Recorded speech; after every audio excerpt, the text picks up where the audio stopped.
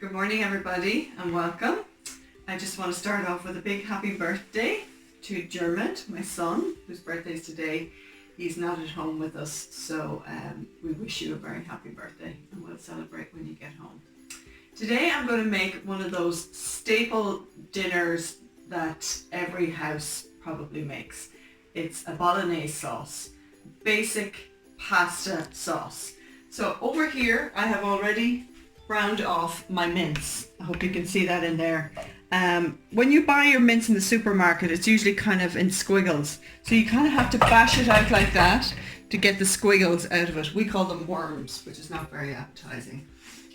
So I've already done that and browned it off until all the red is gone.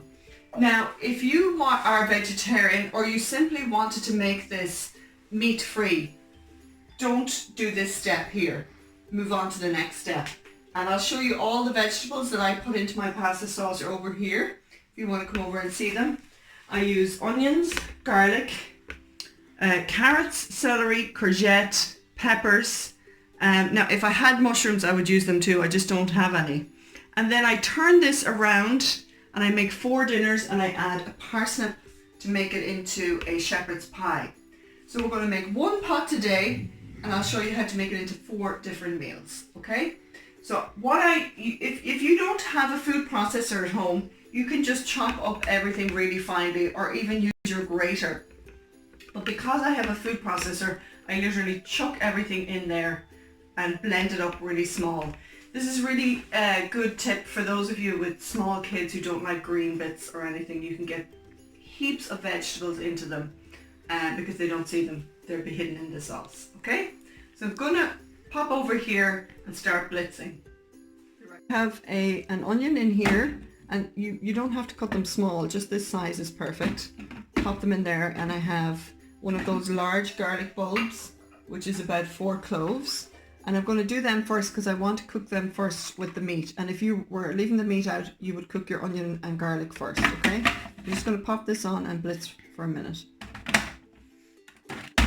All chopped up nicely for me. So that's all the hard work gone out of that. I'm now going to pop this into my meat and start to cook that. My onion and garlic in here. I've brought the heat back on to my meat. And don't worry if you don't get everything out. You don't need to wash it out because it will all come out with the rest of the stuff, all the other vegetables that you're going to pop in there. So while that's starting to cook down there, I'm going to come over here and start on my other vegetables. So I'm going to pop my carrots. I have 2 carrots peeled in here and just big chunky chops. I think I could go ahead and pop my celery in there as well. This is a great way of using up vegetables that are coming close to their end. Obviously you don't want to use them if they've turned already.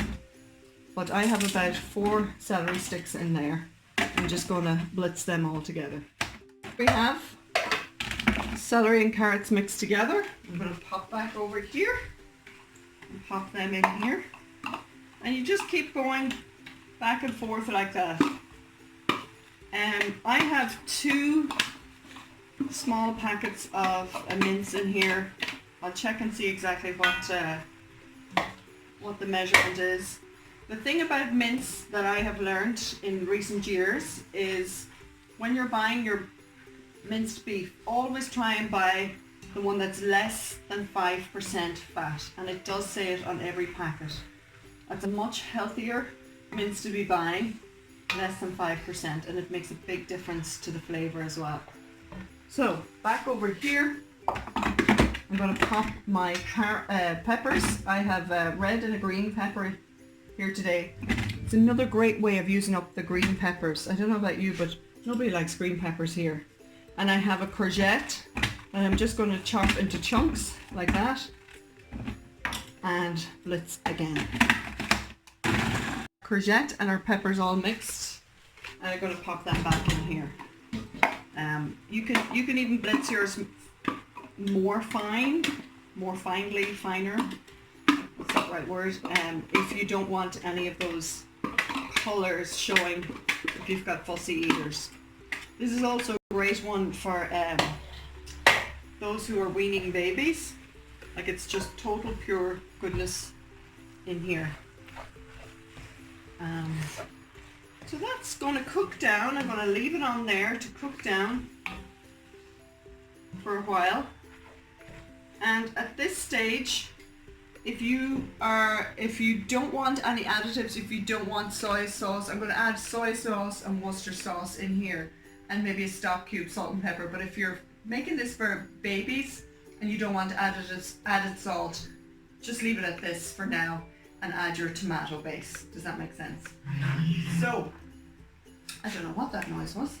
I'm adding 2 bay leaves in here. I'm going to add a good pinch of salt. I'm also going to add some Worcester sauce. 1, 2, 3, 4, 5, 6, 7, 8 splashes of that. I'm going to add some soy sauce, just like that. It's probably about 8 to 10 splashes, was it, Maria? If I had a beef stock cube, I would be adding a beef stock cube, but I don't have one, so I'm just going to use a chicken stock cube. These stock cubes are gluten-free. So far this would have been gluten-free up until you've added the Worcester and the soy sauce. They do have small traces of gluten in them, so you can just leave them out if you're gluten intolerant or celiac.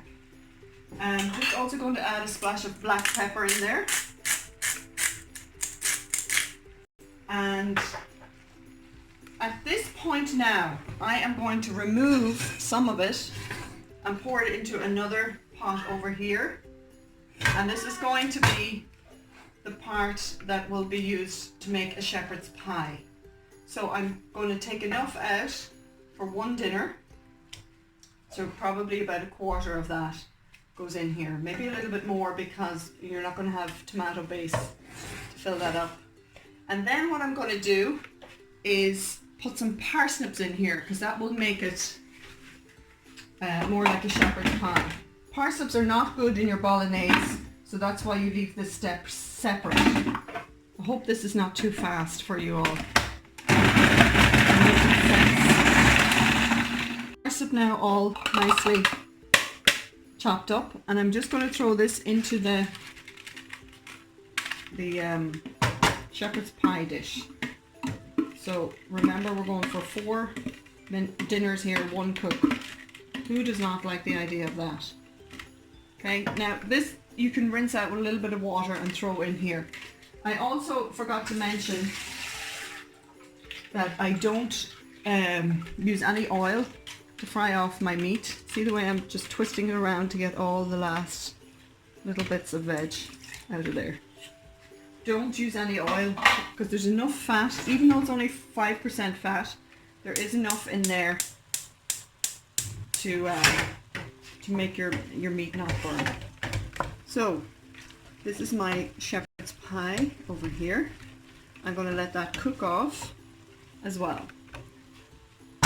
So I'll get another wooden spoon and come back over here to our bolognese. I'm just going to turn that down a little bit, and I'm going to add a splash of red wine. Here we go. I just do that. It's kind of a blip of red wine. No, can't do that. So now, that red wine is just going to make it really rich. It's not an essential part of this meal, so if you don't have any, don't worry about it. And I'm going to add 2 jars of passata. Passata is just sieved tomatoes.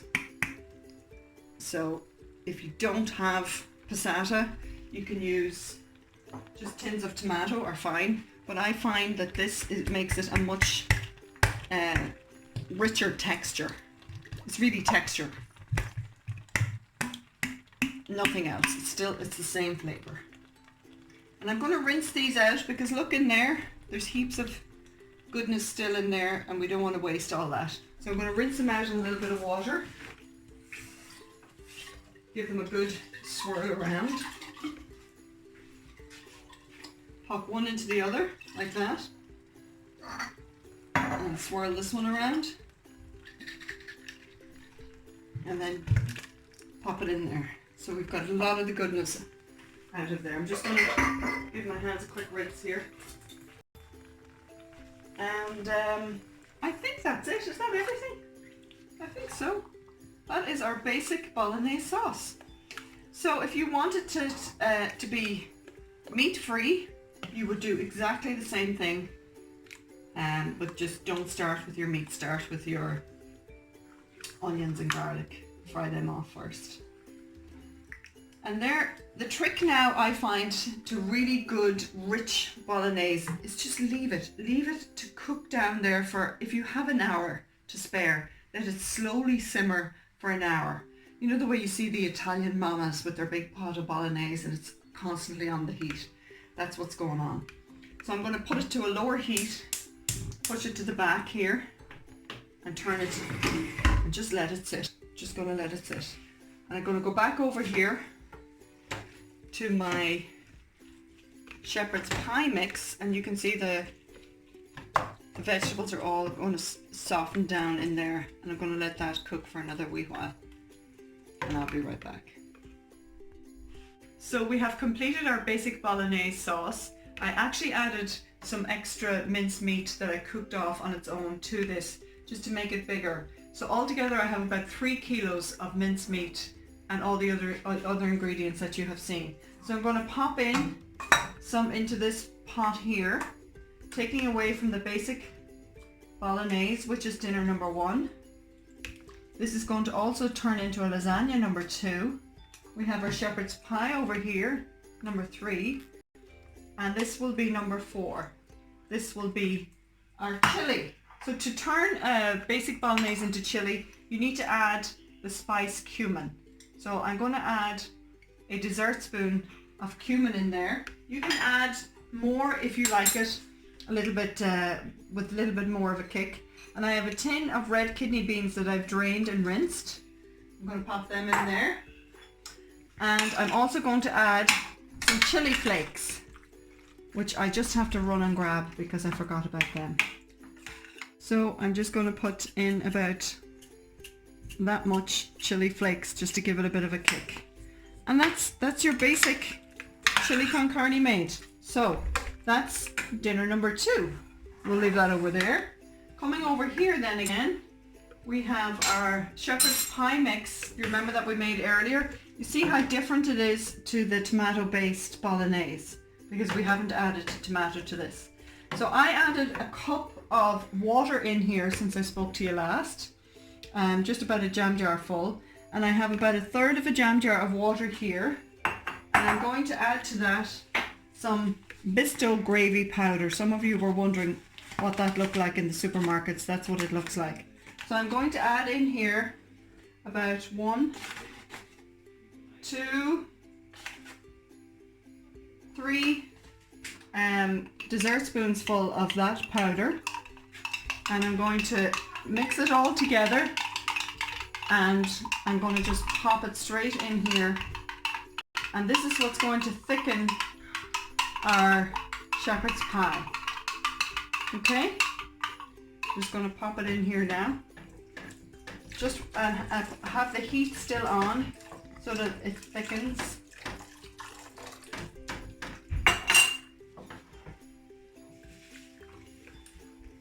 While it's on. And that's going to make it into a lovely, rich, brown, thick, gravy type of mixture. So I'm just going to let that thicken there. I've already creamed some potatoes over here that you can see. Just be careful when you're making mashed potatoes for this shepherd's pie that you don't add too much milk. So I basically boil potatoes that are already peeled until they're soft, take the water off, mash them up. I add some butter and some salt and some milk, but I don't add as much milk as I would if I was serving them as normal, just plain cream potatoes, because they will slide all over this dish when you're making your shepherd's pie. So I'm just going to let that thicken up there. So this is our shepherd's pie mix. It has thickened up nicely, and I'm just pouring it into a casserole dish. like that, and just spread it out nice and evenly. And then I have some frozen peas. You don't even have to defrost them. You can just pop them in on top, still frozen. You spread them out nice and evenly. Again, it's one of those things, depends how much peas you guys like, and also it's a cheap part of a meal. You can use it as a filler. So then what I do is I get my potatoes and I just scoop them along like this and try and make a seal with your potatoes like that. And you just keep working the whole way around like that. I just wanted to show you how I've gone around all the edges first, because I want to seal in all that gravy around the edge. If you start piling on in the middle, it'll start spooping up around the sides. So I'm just going to fill in the rest for you, and I'll show you how to do a nice little decoration over the top using a fork. So you just kind of move it around like that with your spoon until you have all your potatoes all on the top. Don't worry, it doesn't have to be even, just nicely spread out like that, okay? And then you get the back of a spoon or a fork and just slide around all the way. And then when you cook this in the oven, the potatoes will crisp up along the ridges of the fork lines, and you'll have a lovely crispy topping, which is usually the part that people fight for in our house, don't they, Maria? Mm-hmm. And there you go. Dinner number 3, ready for the oven. This is dinner number 4 of the 4-part series. We've already made our Bolognese sauce over here. We've made a chili con carne, a shepherd's pie, and the Bolognese. And this is number 4, is going to be our lasagna. So I'm going to show you how to make a basic white sauce, a bechamel. I have melted 100 grams of butter in there. Melt it on a low heat because you don't want it to go brown, you want it to stay.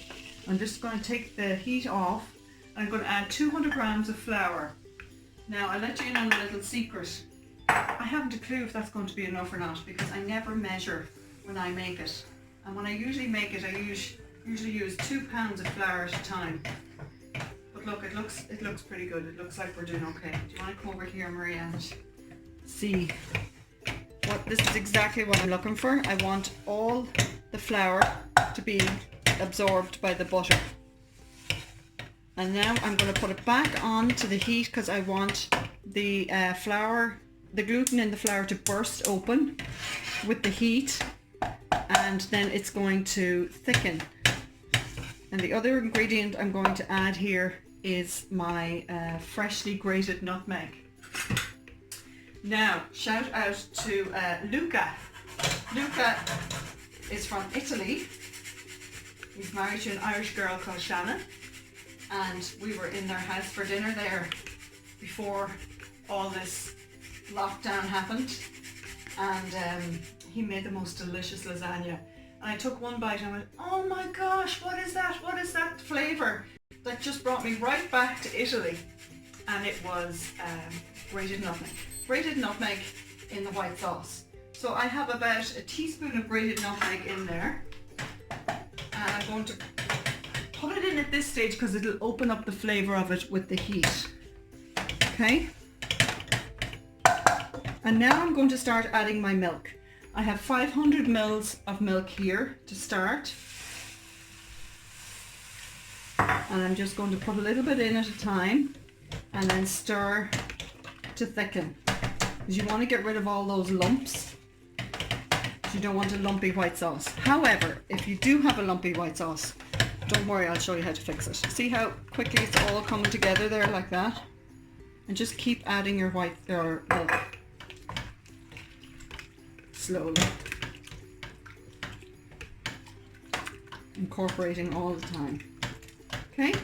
So I'll continue to do that and I'll be right back. So our white sauce is almost complete. I've added another 500 mils of milk to that. So altogether, it's a full litre of milk I've put in here. I'm just going to add a little pinch of salt and a little splash of black pepper just to flavour it. And I've left it quite lumpy because I just wanted to show you how to fix it if yours goes lumpy.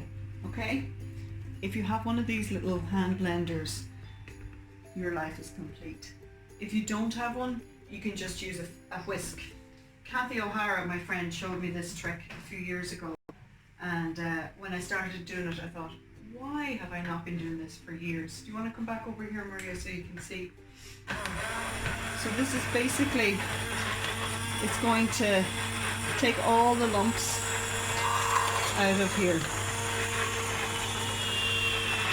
This is the first time I've used this machine actually, because believe it or not, we actually go through quite a few of these blenders with all the soups that we make. And it's quite thick, but you can see it's getting all the lumps out of there.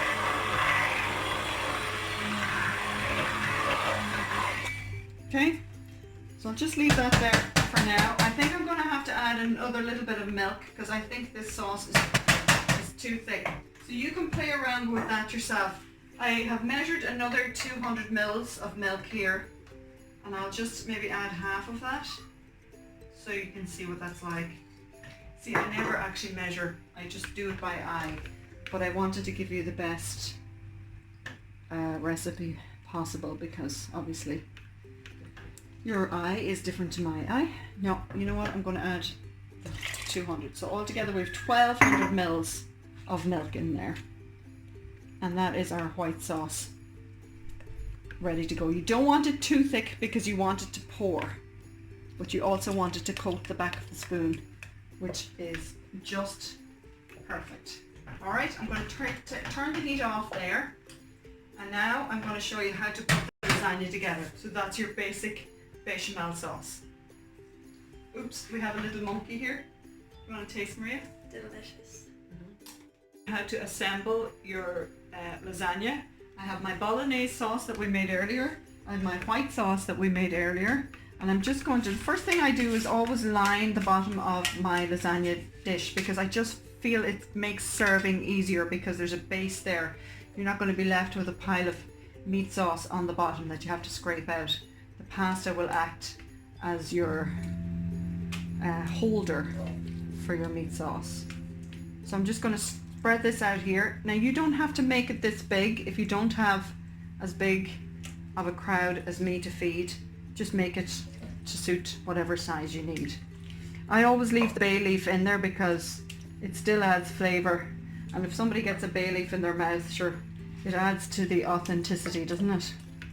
Now, next step, 3 more sheets of lasagna on top, and if you'll notice that you'll start to get, you might need to put another bit in at the end. And then I put a layer of white sauce, like that.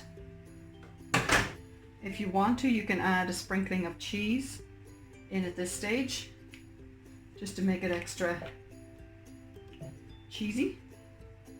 This does not have to be a perfect stage here. Next step, try and put the lasagna sheets in an opposite direction maybe. And then I have a half here I'm just gonna throw in just to fill in the gaps. Again, it's not perfect, it doesn't have to be. And you just repeat until you have 2 layers of meat and 2 layers of white sauce. And in between each layer, you're always having a layer of pasta. That sauce smells delicious. You can smell the richness of all the tomatoes that have been cooked down. Okay, and that is the top part of your lasagna. And again, I'm just going to repeat now and put another layer of lasagna sheets. This is the most important layer to get everything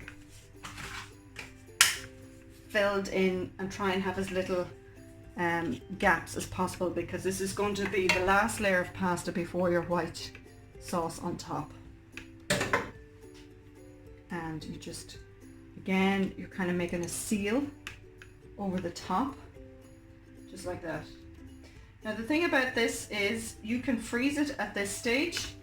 I'm just going to get a little bit of cheese out of the fridge to put on top here. Sorry. Here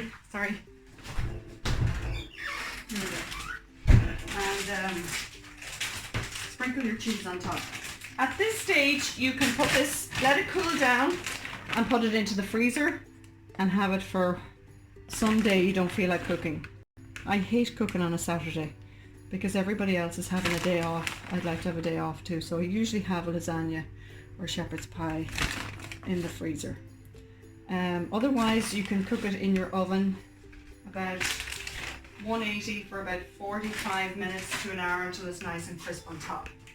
The shepherd's pie is in here and I think it's ready to come out already. Here we go. Look how lovely and crispy that is. And I made that, or that cooked in the amount of time it took to make the white sauce. That is delicious. So I just want to say thank you all for watching. The shepherd's pie was the request of my cousin Louise. There you go, Louise. I hope you enjoy making it with your family. That's about it. I just wanted to just reiterate how healthy this Bolognese sauce is. There's no added sugar. Those jars you buy have heaps of sugar in them. So I really encourage you to try and make it from scratch. It's just so much better for everybody and all the family. Thank you all for watching and I hope to see you all again soon. God bless.